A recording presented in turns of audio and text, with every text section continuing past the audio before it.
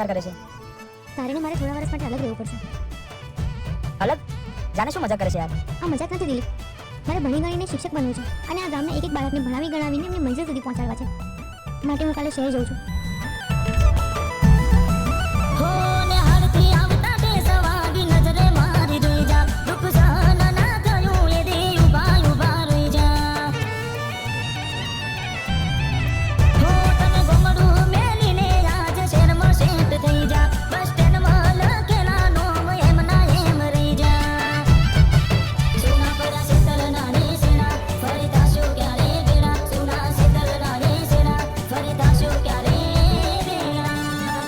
રમતો